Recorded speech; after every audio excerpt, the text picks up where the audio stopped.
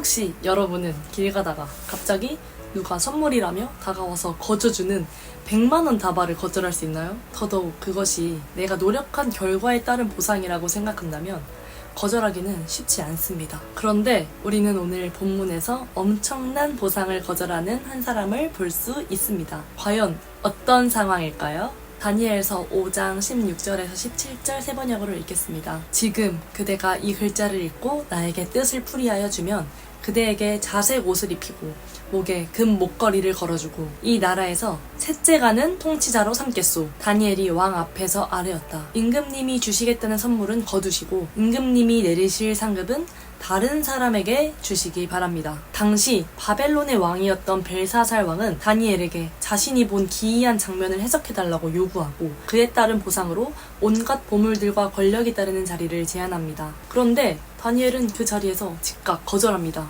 다니엘은 어떻게 그 순간 그것을 거절할 수 있었을까요?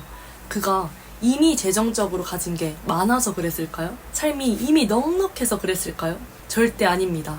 그가 보여지는 세상의 멋진 것들 앞에 굴복하지 않고 그럴듯한 왕의 제안에도 거절할 수 있었던 이유는 바로 하나님 앞에서 보였던 그의 삶의 태도를 보면 알 수 있습니다. 다니엘서 1장부터 4장을 보면 다니엘은 바벨론의 10대 소년 때 포로로 끌려가 지금의 80대 노인이 될 때까지 살았습니다. 평생 동안 아무도 알아주지 않고 또 앞이 보이지 않는 현실 앞에서 눈에 보여지는 것을 붙들고 바란 게 아니었습니다. 그는 보이지 않았던 하나님 앞에 시간을 정해서 날마다 무릎으로 기도하며 나아갔습니다. 이것이 바로 그가 그 순간 세상의 명예, 부, 권력 앞에 절하지 않을 수 있었던 이유입니다. 그런데 이 시대 너무 많은 청년들이 세상의 가치 앞에 속절없이 무너지고 마음을 빼앗깁니다. 심지어 교회를 다니면서도 사역을 하면서도 막상 결정적인 순간이 오면 직장의 문제 앞에, 결혼 문제 앞에, 재정 문제 앞에, 세상 앞에 마치 아무것도 경험하지 않은 사람처럼 굴복하고 맙니다.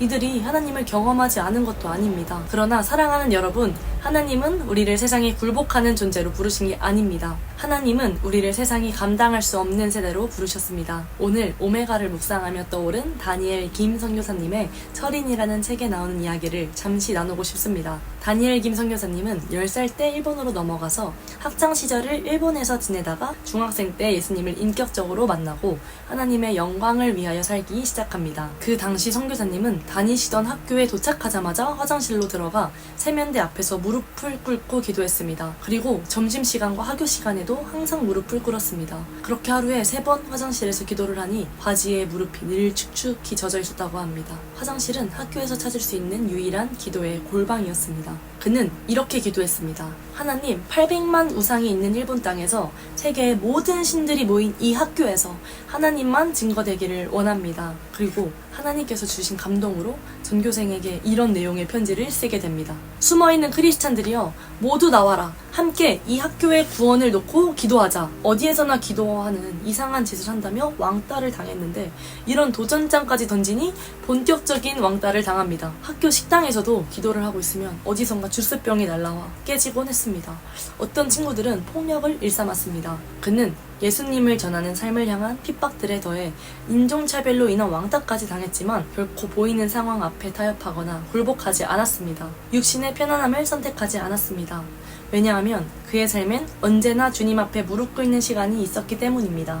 결국 세상에 절하지 않았던 다니엘 김 선교사님을 통해서 학교의 수많은 친구들과 선후배들이 예수님을 만나 구원을 얻게 되었고 지금도 전 세계적으로 그 일은 계속되고 있습니다. 사랑하는 여러분, 보이는 것을 거절할 수 있는 믿음의 삶은 보이지 않는 하나님 앞에, 진리의 복음 앞에 스스로를 매일 가져다 놓을 때에 가능해집니다. 그러나 우리의 시간과 마음을 하나님 앞에 드리는 일, 날마다 말씀 앞에 서가는 시간들은 결코 쉽지만은 않습니다.